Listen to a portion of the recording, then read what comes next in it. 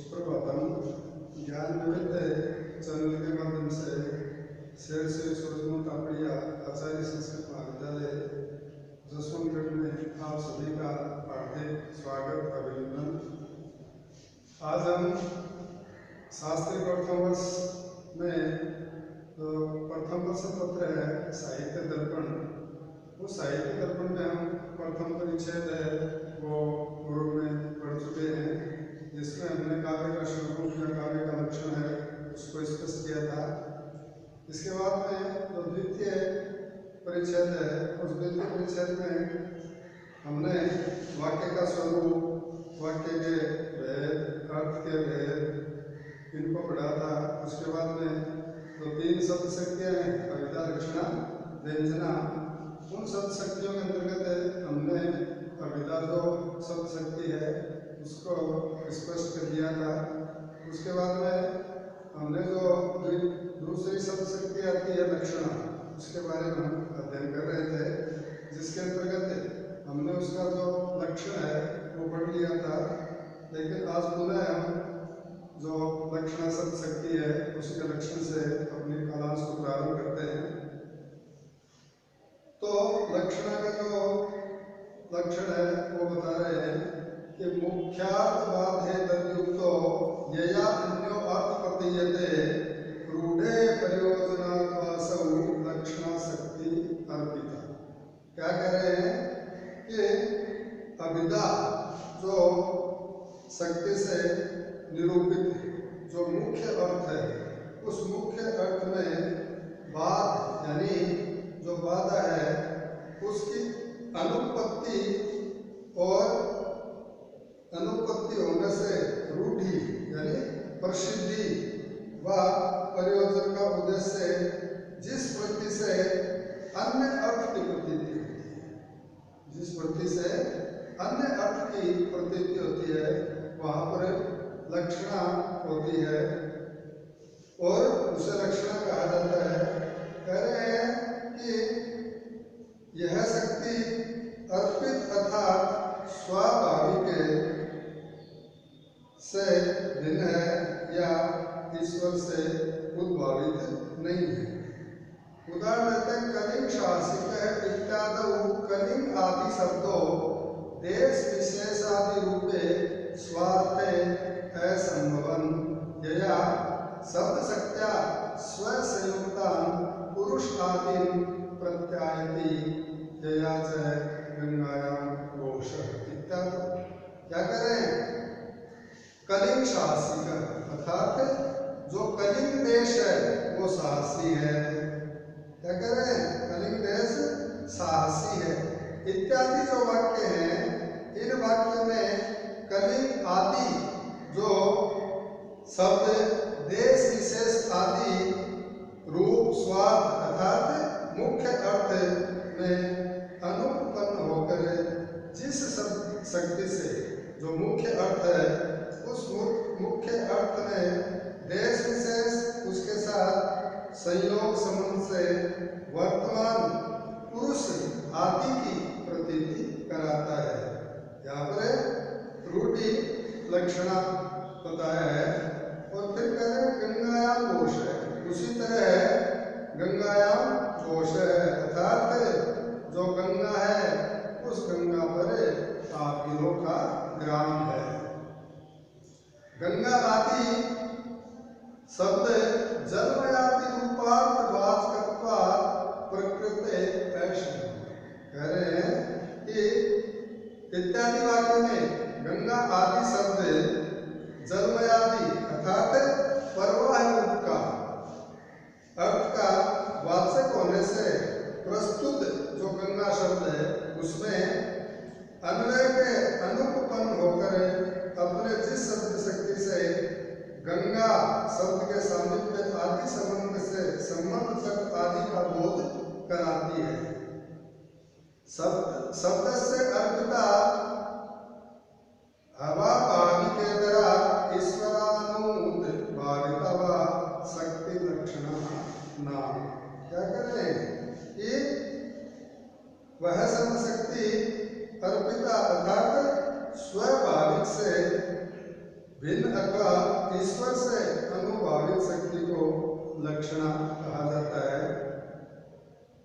फिर कह रहे हैं पूर्वत्र हेतु रूप ही प्रसिद्ध है उत्तरत्र गंगा तटे घोष इति प्रतिपादन पादना लभ्य से शीतत्व पावनत्व निश्चयस्य बोधन रूपम प्रयोजन हेतु विनापि यस्य कस्यचित् संबंधिनो लक्षणे अति प्रसंगस्यात् इत्युक्तम रूढेः प्रयोजना द्वासौ इति।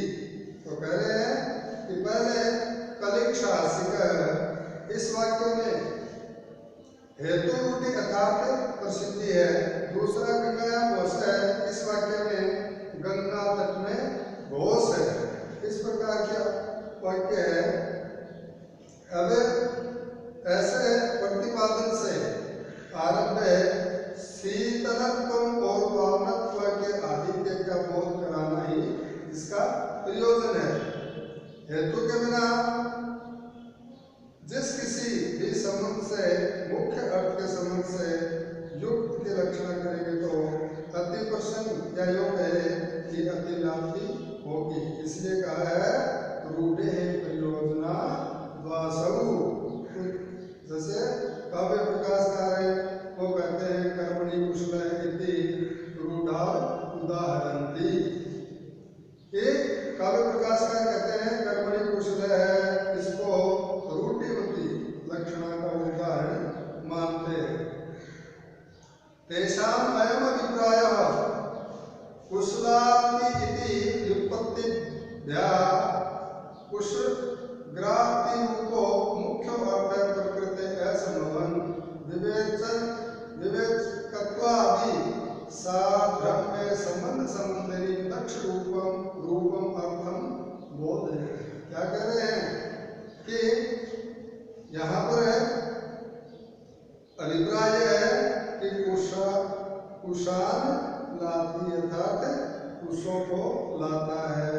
इसमें कुशल पद का उत्पत्ति से लब्ध कुशग्राहकत्व रूप मुख्य अर्थ यहाँ पर अनुपन्न होता हुआ विवेकत्वम आदि शास्त्रों में संबंध से संबंध दक्ष यानी निपुण रूप अर्थ का बोधन करता है।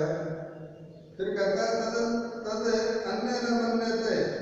क्या कह रहे हैं उसमें भिन्न और लोग इस बात को नहीं मानते हैं। कुशग्राही उपार्थस्य उत्पत्ति लब्धत्वेपि दक्ष रूपस्य मुख्यार्थत्वात् अन्य विशब्दानां उत्पत्ति निमित्तम् अन्यस्य प्रवृत्ति निमित्तम। क्या कह रहे हैं कि उत्पत्ति से कुशल पद का कुशग्राही रूप अर्थ की प्राप्ति होने पर इसका दक्ष रूपी मुख्य अर्थ है, क्योंकि शब्दों की उत्पत्ति का निमित्त और प्रवृत्ति का निमित्त भिन्न भिन्न होता है। व्युत्पत्ति लब्ध अर्थ को मुख्य अर्थ मानेंगे तो क्या कहते हैं व्युत्पत्ति लब्ध से मुख्य अर्थ गोषेते इत्यादि लक्षणा स्यात्। कहते हैं कि व्युत्पत्ति लब्ध अर्थ को अगर हम मुख्य अर्थ मानेंगे तो गोषेते अर्थात गाय सोती है, यहाँ भी लक्षणा होगी। फिर कहते हैं क्योंकि गमेडो यदि गम धातो दो प्रत्यय व्युत्पादितस्य गो शब्दस्य शयन काले प्रयोगात्। कहते हैं कि गमेडो इस सूत्र से गम धातु दो प्रत्यय से निष्पन्न गो शब्द का शयन काल में प्रयोग होने से यहाँ भी लक्षणा करनी पड़ेगी। आगे तद भेदानाम आह, अब जो लक्षणा के भेद हैं उनको बता रहे हैं यहाँ पर। तो कहते हैं मुख्यार्थस्य उत्तराक्षेपो वाक्यार्थे अन्वसिद्धये स्यादात्मनो अपि उपादान देशो उपादान लक्षण। यहाँ पर लक्षणा के भेद बता रहे हैं कि वाक्यार्थ में मुख्य अर्थ के अन्वय सिद्धि के लिए जहाँ अन्य अर्थ का आक्षेप होता है और वहाँ पर मुख्य अर्थ का भी ग्रहण होने से उसे उपादान लक्षणा कहते हैं। रूढ़ि उपादान लक्षण यथा। अब रूढ़ि उपादान लक्षण को बता रहे हैं, जैसे श्वेतो धावती कि श्वेतो धावती यानी सफेद दौड़ रहा है। श्वेतो धावती सफेद दौड़ रहा है। परियोजने यथा कुंतः प्रविशन्ति, और कहते हैं कि परियोजन में उपादान लक्षण जैसे कुंतः प्रविशन्ति यानी भाले प्रवेश कर रहे हैं। कुंता का तात्पर्य भाले। तो कहते हैं अनयोर ही श्वेतादि कुंता विश्चय स चेत नित्या केवलैहि धावनं प्रवेशं क्रिययोः कर्तृत्या अन्वयम् अलम्बमानैः प्रेक्षितये आत्मसंबंधिनो अस्मादयः पुरुषादयश्च आक्षिप्यन्ते। कह रहे हैं कि यहाँ पर केवल श्वेत और कुंता प्रविशन्ति, और यहाँ पर केवल कुंत आदि जो अचेतन है, जड़ है, होने से धावन और जो प्रवेशन क्रिया है उस क्रिया में कर्ता होकर अन्वित नहीं हो सकते। अतः अन्वय सिद्धि के लिए श्वेत वर्ण वाले अश्व आदि और कुंत के धारण करने वाले पुरुष आदि का आक्षेप यहाँ करते हैं। फिर पूर्व मंत्र प्रयोजन भावरूढ़े कुत्रत्र तो कुंतादीनां अति गहनत्वं प्रयोजनम् अत्र च मुख्यार्थस्य आत्मनो अपि उपादानं लक्षणायां तो परस्य उपलक्षणम् इति अन्योर भेदः। कह रहे हैं कि श्वेतो धावती यहाँ पर प्रयोजन न होने से जो रूढ़िमती लक्षण है वो यहाँ पर होती है, और कुंता प्रविशन्ति यहाँ पर कुंतों की अति गहनता प्रयोजन है। उपादान लक्षण में जो मुख्य अर्थ है उस मुख्य अर्थ का ग्रहण होता है, और लक्षण में तो लक्ष्य अर्थ का ही उपलक्षण होता है। यह इन दोनों का भेद है, और इससे ही अजहत स्वार्थम इति उच्यते, और इसे ही अजहत स्वार्था कहते हैं। अब लक्षण का लक्षण यहाँ पर कर रहे हैं, तो लक्षण का लक्षण करते हैं तो क्या करते हैं? अर्पणस्य स्वस्य वाक्यार्थे परस्य अन्वसिद्धये उपलक्षण हेतुत्वात् ऐसा लक्षण।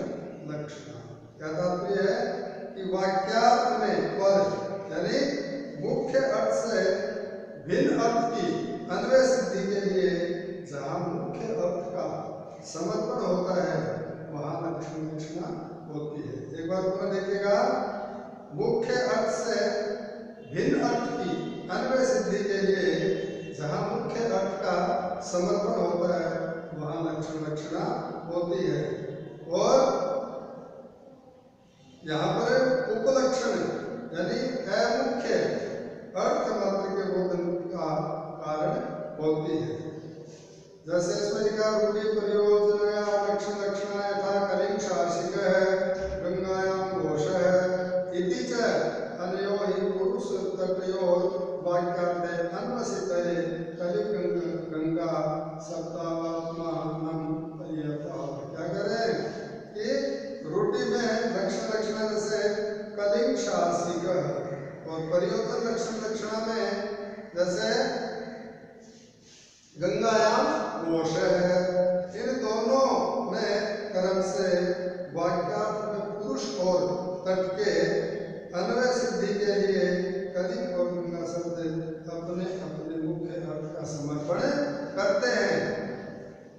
फिर यथावा जैसे उपकृतम बहुतंत्र के उच्चते सुजंता पतिता भवता परम विद दधि विषमे सदा सके सुखितम आस्वतः सरदाम शतम। कहा है कि कोई अपकारी है वो कहता है कि हे मित्र, उपकृतम बहुतंत्र के उच्चते कि आपने बहुत उपकार किया है। सुजंता पतिता भवता परम,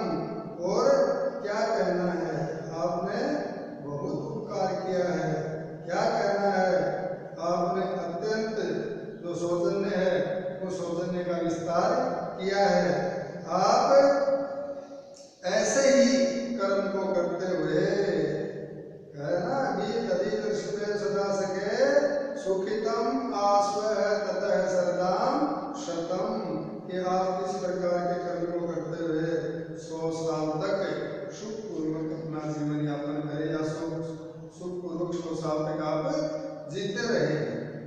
तो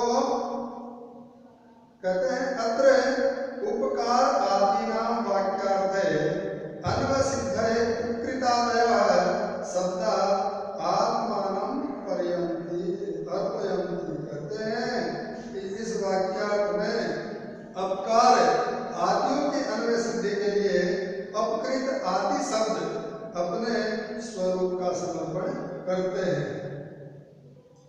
कहता है अपकारिणं प्रत्युपकारादि प्रतिपादन मुख्यार्थवादो वैपरीत्य लक्षण संबंध है फलम अपकारातिशय इयमेव जहत् स्वार्था इति उच्यते। तो कहते हैं कि अपकारी के प्रति उपकार आदि का प्रतिपादन करने से मुख्य अर्थ का जो वाद है वैपरीत्य रूप संबंध है, अपकार का आदि के फल है अर्थात प्रयोजन है, इसे ही जहत स्वार्थ जो जहत लक्षणा भी कहते हैं। फिर कहते हैं कि आरोपाध्यवसानाभ्याम प्रत्येकम ता अपि विधा ता पूर्वोक्त चतुर्भेद लक्षण। कह रहे हैं कि आरोप और अध्यवसाय से पूर्वोक्त 4 भेदों वाली जो लक्षणा है उस लक्षणा के फिर से यानी पुनः 2 भेद होते हैं। विषय से निर्गुण से अन्य तारतम्य प्रतीतिकृत सारोपास्य निर्गुण से मता साध्य वसानी का। कह रहे हैं विषय यानी उपमेय और विषय यानी उपमान। तो हम कह सकते हैं कि उपमेय और उपमान के भेद से उस स्थिति को आरोप और जहां उपमान से उपमेय का तिरोभाव हो जाता है उसे अध्यवसान कहते हैं। इस प्रकार इसके फिर से 2 भेद हो जाते हैं। और क्या कह रहे हैं कि विषया अनिर्गुण से विशेष तेर एवशः तादात्म्य प्रतीतिकृत सारोपा अयम एव रूप का अलंकार से बीजम। क्या कहते हैं देखिएगा कि निर्गुण यानी आच्छादित अर्थात शब्द से प्रतिपादित उपमेय का अन्य उपमान से अभेद की प्रतीति करने वाली को साध्य वसानिका कहा जाता है। फिर कहते हैं कि रूढ़िपादा लक्षणा सारूपा यथा पहले और देखिएगा थोड़ा चुप गया कि तेन एवशः तादात्म्य प्रतीतिकृत सारोपा इयमेव रूपालंकार से बीजम। कह रहे हैं कि वृत्ति में इनका स्पष्टीकरण करते हैं कि उपमान से अनिर्गुण अनाच्छादित अर्थात शब्द से प्रतिपादित विषय उपमेय का उसी विषय के साथ तादात्म्य यानी अभेद की प्रतीति कराने वाली शारोपा कहते हैं। तो यही शारोपा लक्षणा रूपक अलंकार का बीज है। अब जो रूढ़िपादान लक्षणा सारोपा है उसको यहाँ पर बता रहे हैं। जैसे अश्व श्वेतो दावती अत्र ही श्वेत गुणवान अश्वो अनिर्गुण स्वरूप है स्व सब तादात्म्य प्रतीयते। कह रहे हैं कि अश्व श्वेतो दावती यानी सफेद घोड़ा दौड़ रहा है। यहाँ श्वेत गुण वाला जो अश्व है वह अपनी विषय यानी उपमान से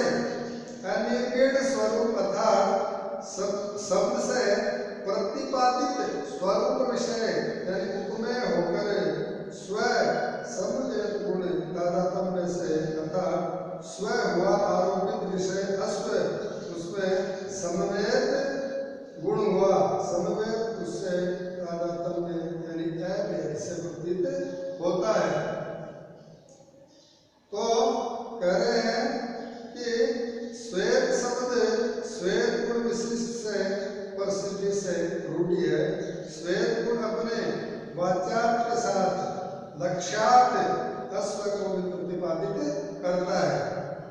इसलिए उपादान लक्षणा हुई और विषय श्वेत अनिर्गीण स्वरूप अस्व के साथ श्वेत तादात्म्य में यानी अभेद प्रतीत होता है, यह आरोप हुआ। इस प्रकार रूढ़ि में सारोपा उपादान लक्षणा का यह उदाहरण हुआ। अब कहते हैं प्रयोजन यथा, प्रयोजन में उपादान लक्षणा सारोपा एते कुंतः प्रविशन्ति अत्र सर्वनामना कुंतधारी पुरुष निर्देशा सारोपत्वम्। कह रहे हैं कि एते कुंतः प्रविशन्ति, ये पहले प्रवेश करते हैं। यहाँ पर एते इस सर्वनाम से कुंतधारी पुरुषों का निर्देशन होने से और कुंतों के साथ उनका तादात्म्य प्रतीत होता है, अतः यहाँ पर सारोपा हुई और लक्ष्यार्थ के साथ कुंतों की भी प्रतीति होती है। इसलिए उपादान है और कुंतों का अति गहनत्व जो है वो यहाँ पर प्रयोजन है। अब कहते हैं कि रूढ़ौ लक्षण लक्षणा सारोपा यथा, रूढ़ि लक्षण लक्षणा सारोपा जैसे कलिंग पुरुषो युध्यते, यानी कलिंग पुरुष युद्ध करता है। अत्र कलिंग पुरुषयोर आधारादे भाव संबंध है। कहते हैं कि कलिंग पुरुष युद्ध करता है। यहाँ कलिंग पद मुख्य अर्थ देश विशेष का परित्याग करके कलिंग देशवासी जो पुरुष है उस पुरुष का उपलक्षण है। पुरुष पद के साथ अभेद प्रतीति से सारोपा है और कलिंग और पुरुष का आधारा आधेय भाव संबंध है। फिर कहता प्रयोजन यथा, प्रयोजन में जैसे प्रयोजन में लक्षण लक्षणा सारोपा जैसे आयुर्गीतम, तात्पर्य क्या है कि आयु घी है, अर्थात कहते हैं कि घी जो है वो आयु का कारण है। जितनी अधिक आयु होगी उसका मतलब क्या है कि यहाँ पर घी का सेवन अधिक किया गया है। और अत्र आयु कारणम अपि कृतम कार्य कारण भाव संबंध संबंध्या युस्तादत्म्य प्रतीयते अन्वयी लक्षणे अविचारेण युष्करत्वं प्रयोजनम। कह रहे हैं कि घी आयु का कारण है तो भी वह कार्य कारण भाव संबंध से संबंधी आयु के साथ अभेद रूप प्रतीत होता है। अन्न आदि से विलक्षणता से और अव्यभिचार से आयु बढ़ाना इसका प्रयोजन है। अथवा यथा राजकीय पुरुष गच्छति राजासौ गच्छति इति अत्र स्वस्वामी भाव लक्षण संबंध है। कह रहा है कि राजा किसी पुरुष के जाने के समय में राजा असौ गच्छति, यहाँ राजा जाता है, ऐसा प्रयोग होता है। यह सारोपा प्रयोजनवती लक्षण लक्षणा, यहाँ असौ इस सर्वनाम पद से लक्ष्यार्थ पुरुष का निर्देशन होने से उसका राजा के साथ अभेद आरोप से यहाँ पर सारोपा है। यथा वा अग्रमात्र अवयव भागे हस्तो अयम अत्र अवयव वय विभाव लक्षण संबंध है। ब्राह्मणे तक्षाशो अत्र तात्पर्य लक्षण है। इंद्राथाशो स्थूणाशो अमि इंद्रा अत्र आद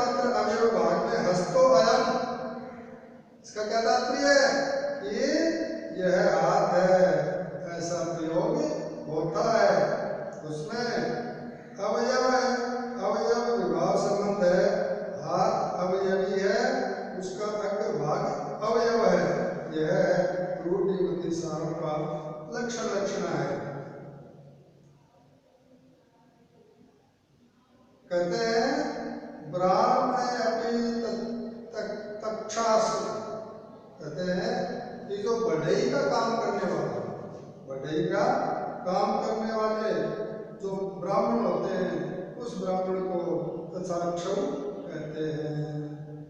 तत्र तारतम्य लक्षण है, कहते हैं यह प्रयोजनवती शारोपा लक्षण है। इसमें तारतम्य जो लक्षण है वो संबंध है। यहाँ पर तक्षा यानी बढ़ई, इसके सदृश कर्म करना ही तारतम्य में संबंध बताया गया है। अब लिखता आगे है इंद्रार्थासु स्थूणासु अमी इंद्र है।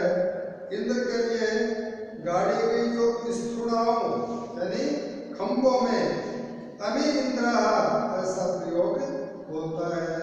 तो यह प्रयोजनवती सारों का लक्षण है। फिर कहता है यहाँ पर ताद अर्थ संबंध है, इंद्र के लिए होना यह तात्पर्य है। अन्यत्र भी हमें इसी प्रकार से जानना चाहिए। यह सब सारों का जो लक्षण है उसके उदाहरण है। अब जो साध्य वसाना का लक्षण कहते हैं कि क्या कहते हैं कि निर्गीणस्य मता साध्य वसानिका। निर्गीण अर्थात शब्द से अप्रतिपादित विषय का अन्य विषय के साथ अभेद प्रतीति कराने वाली लक्षणा साध्य वसानिका कहलाती है। और इसके 4 भेद हमने पहले ही पढ़ लिए हैं। तो अब हम देखते हैं कि जो लक्षण है, जैसे रूढ़िबद्ध उपादान लक्षण साध्य वसाना है, प्रयोजनबद्ध उपादान लक्षण साध्य वसाना है, इनके उदाहरण हम देखते हैं। तो रूढ़िबद्ध उपादान लक्षण साध्य वसाना, इसका उदाहरण क्या है? श्वेतो दावती। दूसरा है प्रयोजनवती उपादान लक्षण साध्य वसाना, इसका उदाहरण होगा कुंतः प्रविशन्ति। तीसरी है रूढ़िमती लक्षण साध्य वसाना, और इसका उदाहरण क्या होगा? कलिंग साहसिक। चौथी है प्रयोजनवती लक्षण साध्य वसाना, और उसका उदाहरण होगा गंगायाम घोष। इस प्रकार सारोपा के 4 और साध्य वसाना के 4 लक्षण के इस प्रकार से यहाँ पर 8 भेद हो गए। फिर देखिएगा क्या बता रहे हैं? सादृश्य संबंध सूतास्ता सकलापि सादृश्यातो मता गौण तेन षोडश भेदिता। कह रहे हैं अब लक्षणा के शुद्धा और गौणी इन 2 भेदों को बता रहे हैं। सादृश्य से भिन्न संबंधों वाले पहले बतलाई गई सब लक्षणाएं शुद्धा ही कही जाती है। तापूर्वोक्ता वस्तुभेदा लक्षणः सादृश्यतर संबंधः कार्यकारण भावादयः है। अत्र शुद्धानां पूर्वो दाहरण अन्य रूढ़ि उपादान लक्षणा सारोपा गौणीयता एतानि तेलानि हेमन्ते सुखानि। अत्र तैल शब्द स्थिल भव स्नेह रूपम मुख्यार्थ उपादाय शास्त्रादिषु शनेषु वर्तते। और प्रयोजने तथा राजकुमारेषु तत्सदृशेषु च गच्छत्सु एते राजकुमारा गच्छन्ति। तो कह रहे हैं कि सादृश्य से गौणी लक्षणाएं होती हैं, गुण के योग से गौणी लक्षणा होती है। इस प्रकार शुद्धा के 8 और गौणी के 8 भेद मिलाकर यहाँ पर कुल भेद कितने हो जाते हैं? 16 हो जाते हैं। और सादृश्य से भिन्न संबंध कार्य कारण भाव आदि होते हैं। शुद्ध लक्षणा के 8 भेद पहले के उदाहरण हैं। अब रूढ़िवती उपादान सारोपा लक्षण सारोपा गौणी, जैसे एतानि तेलानि हेमन्ते सुखानि।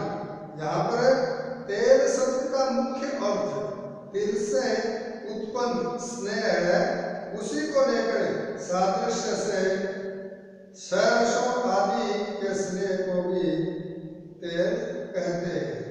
प्रयोजनवती उपादान लक्षणा शारोपा गौणी यथा राजकुमारा गच्छन्ति, एते राजकुमारा गच्छन्ति, राजकुमार और उनके सदृश अन्य राजकुमारों के जाने पर एते राजकुमारा गच्छन्ति, यहाँ पर राजकुमार के सदृश आदरणीय होना प्रयोजन है। पूर्वोक्त रूढ़ि उपादान लक्षणा सत्यवसाना गौणीयता तेलानि मध्य सुखानि प्रयोजन यथा राजकुमारा गच्छन्ति, रूढ़े लक्षण लक्षणा सारोपा गौणीयता राजा गौडेन्द्रम कट्टकम शोधयति प्रयोजन यथा गौरवाहि। क्या कह रहे हैं कि पूर्वोक्त जो दोनों उदाहरण हैं, उन उदाहरणों में विषयवाचक जो एतत् पद है, उस एतत् पद को हटाने से सात्यवसाना के उदाहरण हो जाते हैं। जैसे रूढ़ि मति उपादान लक्षणा सात्यवसाना गौणी, जैसे तैलानि हेमंते सुखानि, यहाँ पर सर्वनाम से निर्देश न होने से विषय निगीर्ण हो गया है, अतः यह साध्यवसाना हुई। प्रयोजनवती उपादान लक्षणा साध्यवसाना गौणी राजकुमारा गच्छन्ति, प्रयोजन का पहले ही निर्देश किया गया है। रूढ़िवती लक्षण लक्षणा सारोपा गौणी यदा राजा गौडेन्द्रम कट्टकम शोषयति, तो यहाँ राजा गौडेन्द्र कंटक को निवारण करते हैं। यहाँ पर गौडेन्द्र में कंटक शब्द के प्रयोग से प्रयोजन न होने से यहाँ रूढ़ी है। शूद्र दुख देना सादृश्य संबंध है। कंटक शब्द का प्रकृति में अपने अर्थ का परित्याग करने से लक्षण लक्षणा है। आरोप विषय गौडेन्द्र का निकट में होने से शारोपा हुई है। अब प्रयोजनवती लक्षण लक्षणा सारोपा गौणी गौरवाहिक, यानी जो बाहिक देश है उसका निवासी पुरुष जो है वो बैल है। लक्षण लक्षणा साध्यवसाना गौणीयता राजा कंटकम शोधयति प्रयोजन यथा गोर्ध्व अनुपति। अरे यहाँ पर गो और बाहिक अभेद से अन्वय में अनुपत्ति होने से गो शब्द के मुख्य अर्थ में बात हुआ है। अतः गो शब्द के स्व अर्थ का समर्पण करने से लक्षण लक्षणा, आरोप विषय बाह्य शब्द का निकलना होने से शारोपा है। जाड्य आदि का सादृश्य संबंध से गौणी है। बाह्य के अति से जाड्य का बोधन जो है वो प्रयोजन है। फिर यहाँ पर क्या बता रहे हैं, देखिएगा कि रूढ़िवती लक्षण लक्षणा साध्यवसाना गौणी राजा कंटकम शोधयति, यहाँ कंटक पद से स्वाद का समर्पण करने से लक्षण लक्षणा और आरोप विषय गौडेन्द्र का विषय कंटक से निगरण करने से साध्यवसाना। शूद्र दुख देना सादृश्य संबंध है। कंटक की तरह दुख देने से यहाँ पर गौणी है। इसलिए आगे देखिएगा प्रयोजनवती लक्षण लक्षणा साध्यवसाना गौणी गोर्ध्व अनुपति, यानी बैल बोलता है। तो आज के लिए हम इतना ही करेंगे। इससे आगे कुछ लक्षणा शेष बची है और उसके बाद में हम व्यंजना को समझ सकती है, उसको पूर्ण करेंगे। और इन तीनों के पूर्ण होने के बाद में हमारा जो द्वितीय परिच्छेद है यह भी संपन्न हो जाएगा। और इसके बाद में तो तृतीय परिच्छेद आएगा। उस तृतीय परिच्छेद में कोयम रसायन की परिच्छेद, रस क्या है यानी रसों के बारे में हम अध्ययन करेंगे। तो आज के लिए इतना ही जो आपको करवाया गया है उसका आप ध्यानपूर्वक